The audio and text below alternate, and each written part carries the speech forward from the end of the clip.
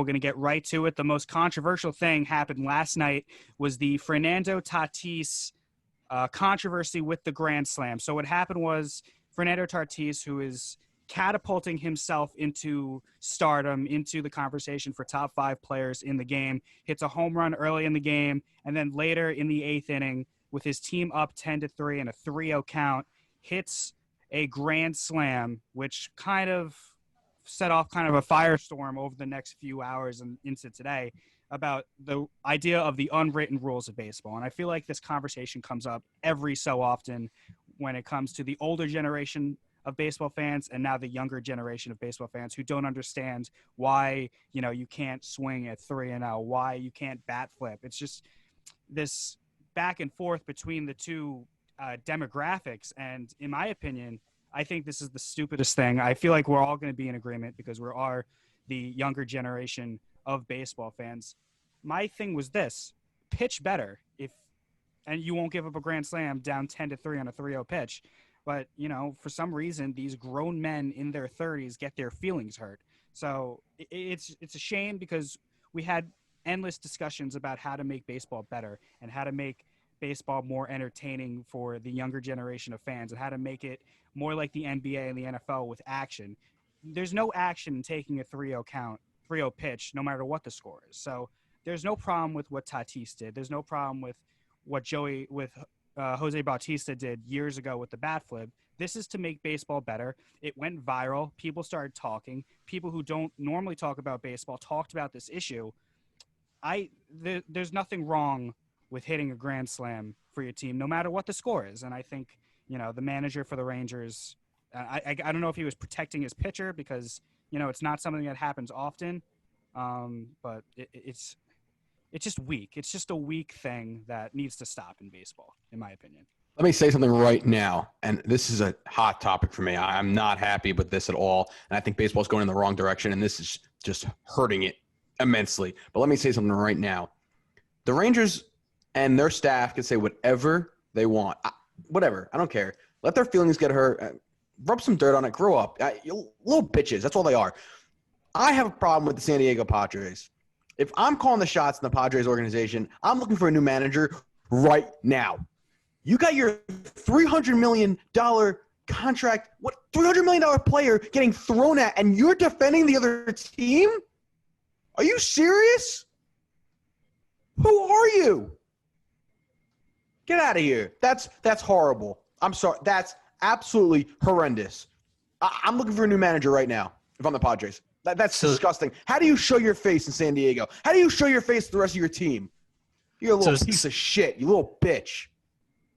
So something to throw out there with Jace Tingler is he came from the Texas Rangers organization. He spent the last decade in multiple roles with that franchise. Who's signing his paychecks now?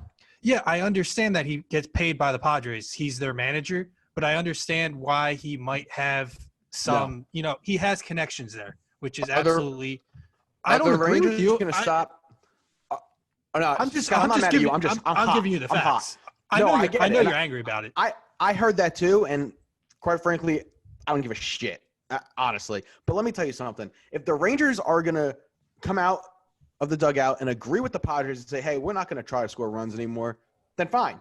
Tatis can take that pitch. But if they're going to still try and win, they're going to try and make a comeback, why in the world should Tatis just take a pitch down the middle of the plate? It's a cookie down the middle of the plate.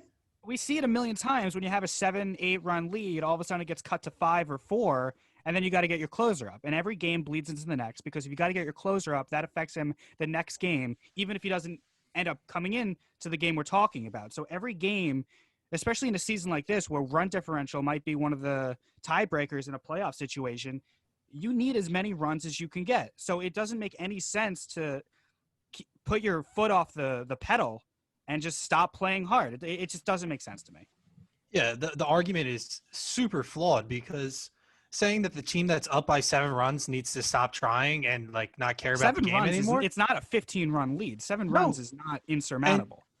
And then it's just – and then the losing team, we can keep trying as hard as we want to try and come back and win this game. The Phillies last week were up 13-1 and almost blew that game, winning 13-8.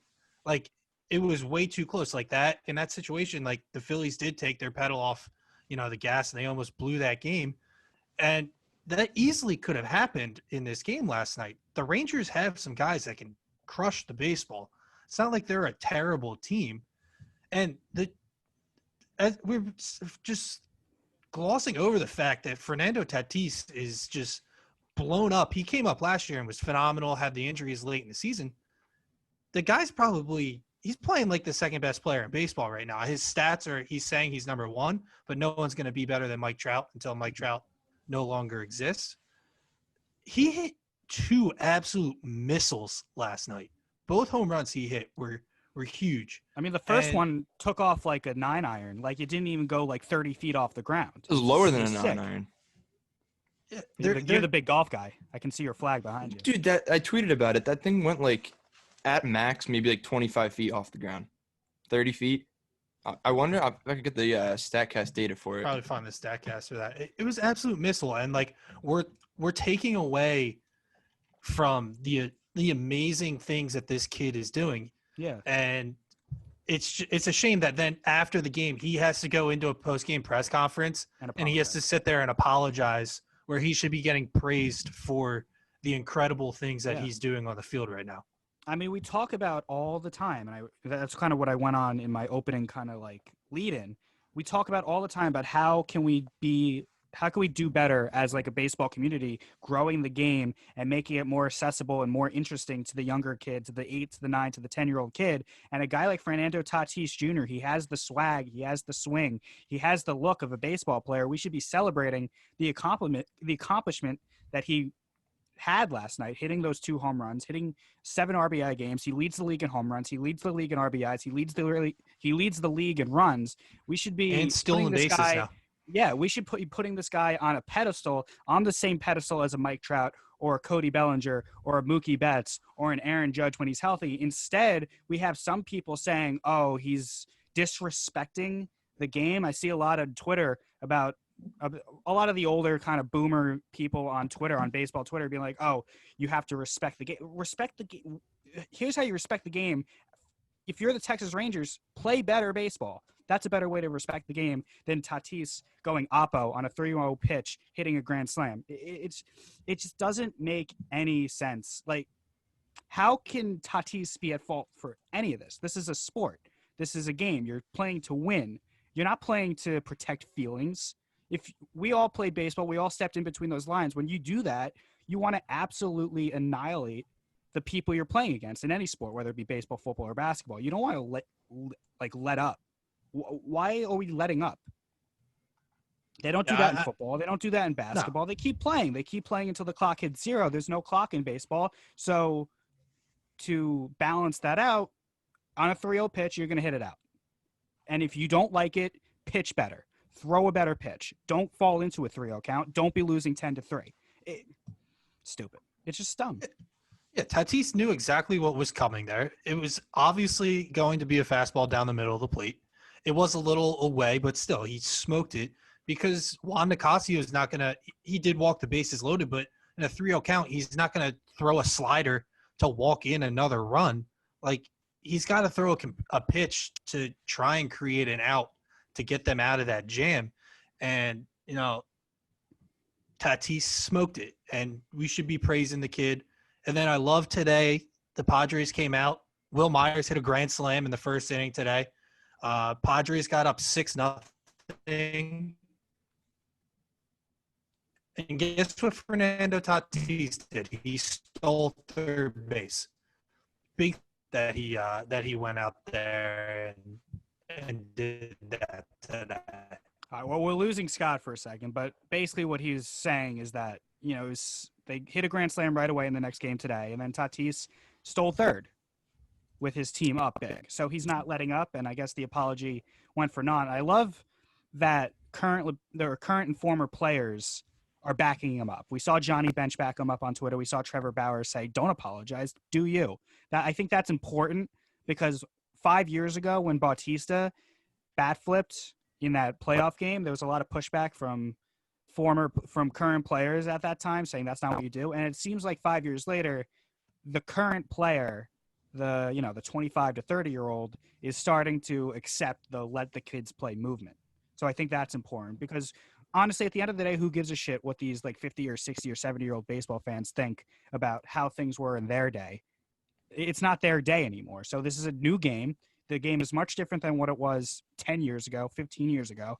And this is just the way it is, and you got to get used to it or you got to not watch anymore because this is the way that baseball is going to attract 8, 9-year-old kids to play baseball instead of choosing a different sport. So I think what Tatis did is fine. I mean, but and also, what's the difference if he does take the pitch and then he hits the grand slam on the 3-1? It's still the same amount of runs. It just doesn't make sense. The idea that you have to take 3-0 never made sense to me. I understand that some hitters don't like the pressure of hitting 3-0 because they feel like they have to do damage, but let it rip, dude. If you're 3-0 and you're confident, no matter what the score is, no matter what the inning is, no matter what the situation is, if you can swing it, swing it. And Tatis is top 5, and I want to see him hit a grand slam. I don't want to see him walk with the bases loaded. Is that even an unwritten rule of baseball, though?